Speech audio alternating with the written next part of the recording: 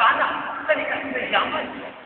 Ito ito, sining at palakasan na siyang nagbibigay sa bawat mamamayan. Tunay na biyaya ng may kapal. Isang karangalan ang maging tagapagsalita sa panahon ng ito. Aking binibigyang bugay at binabati ng magandang araw ang mga pinigurado. Mga malahok, ang aking mga sundali, mga bisita, at lahat ng mga kabataan na nilito. Noong isang araw, habang ako ay naglalakad ng musikan, sumagi sa aking isipan ang sitwasyon ng ating kabataan. Tayo ay tulad ng mga inumigang, hindi alam ang mga. Habang nadarama ko ang angkas ng alon sa aking ama, naisip ko ang kahirapan, ang kahabag-habag ng mabatang salita. Sila ba ay nag-aaral? Kumakain niya sila sa wasong oras?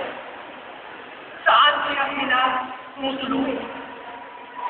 Aking naalala ang ating kasaysayan na siyang nagbungo ng aking kamalayan tungkol sa iba't ibang kanser ng lipunan. Hindi ubos ang aking magalaw.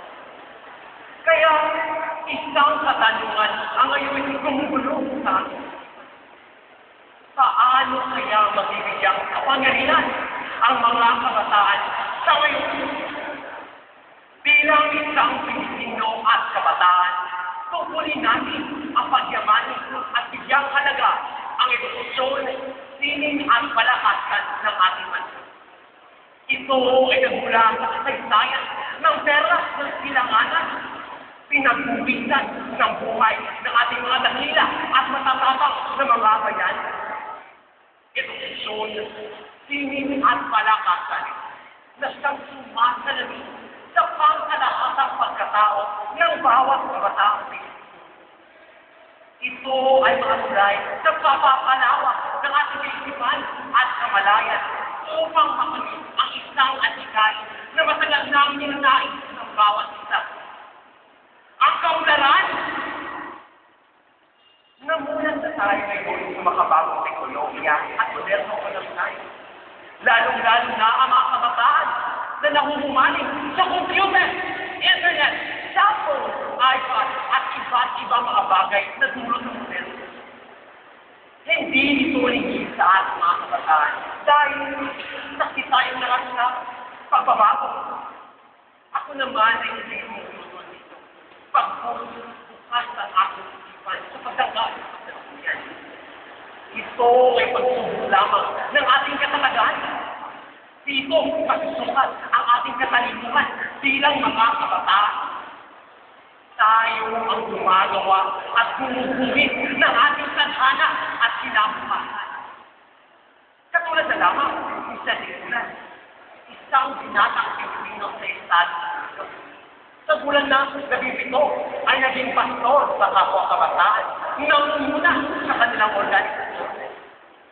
Hindi rin panguli si Germany Chavez, isang 2006 Hamilton Scholar na nakakuha ng mataas na marka na pinagsabay ang trabaho at pang-aaral upang maitaguyod ang sariling pamilya. Naging kasapi ng National Honor Roll at National Honor Society sa Amerika. Kamakailan na mamayagpagang boses ni Charisse Pempenco na sa murang edad at pinatunayan ang kakayahan sa larangan ng pagkanta sa buong mundo. Isa ring Pilipina na nagsimula sa kanyang kabataan na naging banto sa larangan ng pagsiyak ng musikal. Walang iba kundi si Lea Salonga. Higit lalo na sa malakasan, nagsimula sa komunidad, nakilala hindi lamang sa sariling bansa, maging sa buong mundo. Ang ating pambansang kamao na si Manny Pacquiao. Sila ang mga buhay na inspirasyon natin, mga kabataan. Na sa ating mga kabataan, nakasalalay ang gintong kamana ng ating mga negosyo.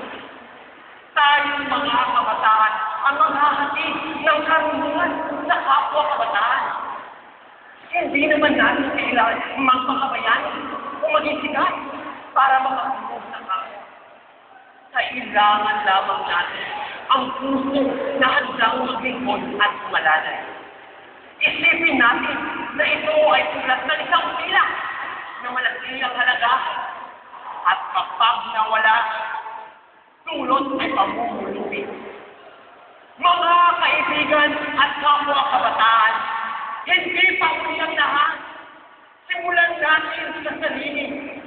Dahil ang tunay na kapangyarihan ay walang natamit ng pangarap, wala rin sa pagpag ng bilang.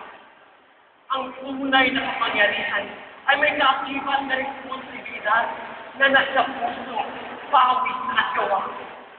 Magkaisabay lahat ng kapagabot ng ating mga pangarap at naway mag-alaw sa ating mga puso't isipan ang pagmamahal sa kapwa. Tayong mga kabataan ang bagong salin na magpapatuloy ng ating edukasyon, sining at palakasan. Naway pahalagahan natin at pagyabuhin dahil ito ang ating gabay tungo sa magandang buhay.